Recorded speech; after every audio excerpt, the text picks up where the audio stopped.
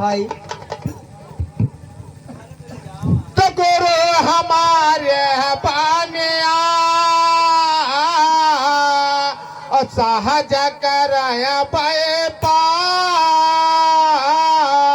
गुरु हमारे बनिया अनज करे बैपा बिन डाढ़े बिन पालरा और तौलाया जग संसार गाड़े पालरा अतौला जग संसार डाढ़े टूटे खटाक से और बाट रहे बिथरा गाड़ी टूटे तड़ाक से बाट गए चिथरा तौलन वाले भैया चले गए जैसे माता जी चली गई हैं तो तौलन वाले भैया चले गए अरे हाथ बड़े बिल लाए भजन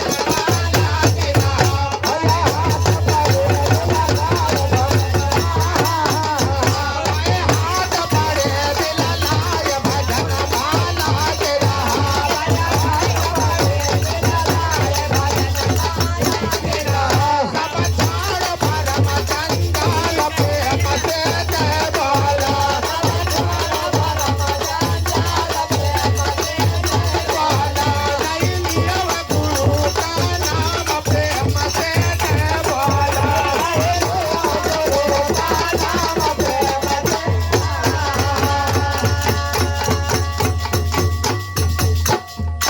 नहीं लिया गुरु का नाम प्रेम से जय बोलो हमारे भैया घर मालिक भैया रामू भैया को 21 मुद्राओं का पुरस्कार ये तम काम चली ना रामू भाई ये फटाही नोट कौन देगा है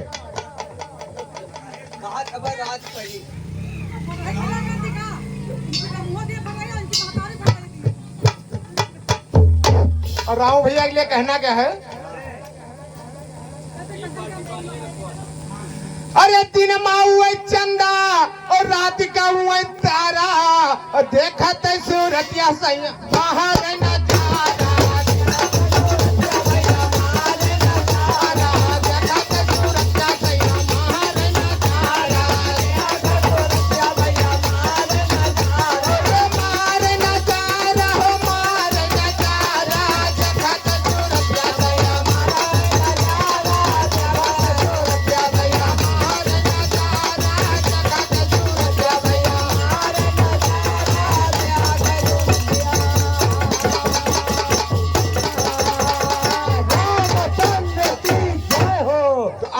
भजन पे आते हैं तो इस मृत्यु लोक से जो भी चला गया उससे लौट कर नहीं आना है तो कहना क्या है क्या कहना है अरे बहुरी नहीं ओवाना यही देसा बहुर नहीं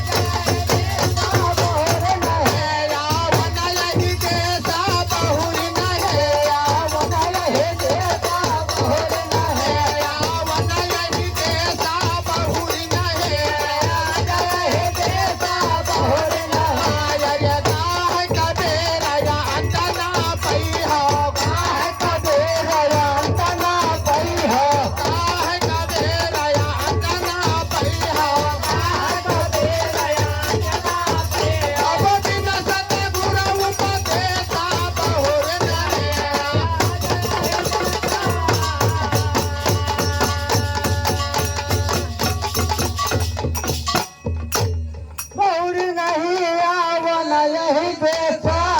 ये हमारे भैया घर मलकिन मामी जी की ओर से 51 मुद्राओं का पुरस्कार। हम इनसे आशीर्वाद कामना चाहते हैं। एक बार बोलिए साचे दरबार की कहना क्या है।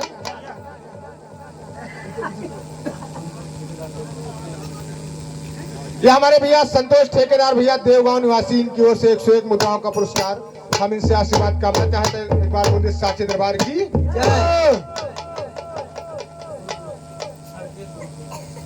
ये हमारे भैया हरकेश गुरु का प्रवा निवासी, इनकी ओर से 51 मुद्राओं का पुरस्कार। एक बार बोलिए सत्य गुरुदेव की जय। स्वर्गीय आत्मा की जय। कहना क्या है। क्या कहना है। अरे खोरवा में दूध भात या चरे मलाई, खोरवा में दूध भात या चरे मलाई, दियो हाथ या मना होई जाई, दियो हाथ या हाथ या मना होई जाई, दियो हाथ या मना होई जाई, दियो हाथ या मना होई जाई, दियो हाथ या मना होई जाई, दियो हाथ या मना होई जाई, दियो हाथ या मना होई जाई, दियो हाथ या